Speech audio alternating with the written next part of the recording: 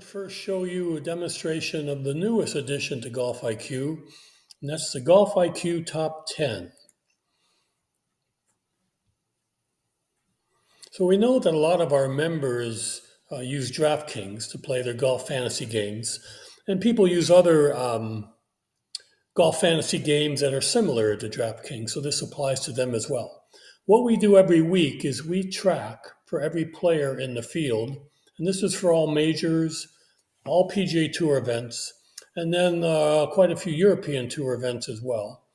We track every week the salary that it costs for every player to add them to their team.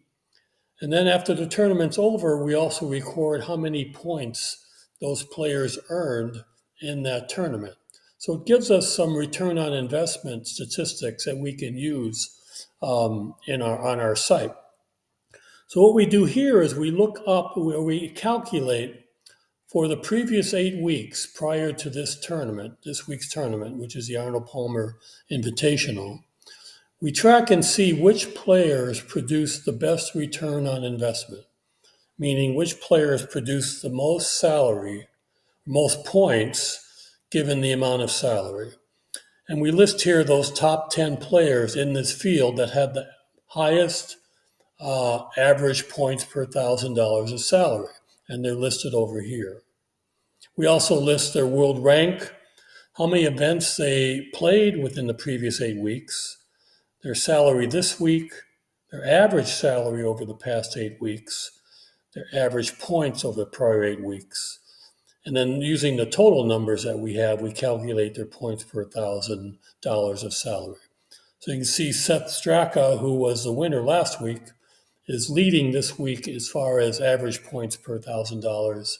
And they have Sahith and Kevin Kisner, Lanto Griffin, etc. So these are the top 10 players in terms of their average points per $1,000 of DraftKings salary, or the best return on investment. A couple other things you can do from this page. If you click the player's name, you can go to the player's profile page right there.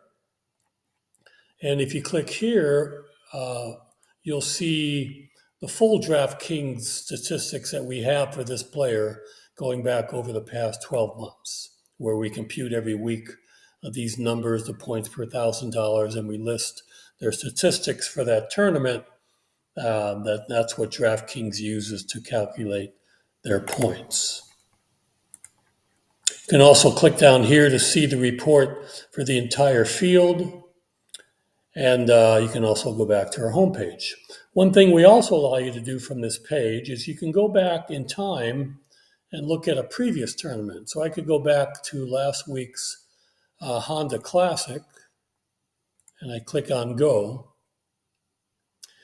And since this tournament's already occurred in the past, we show here how the player ended up finishing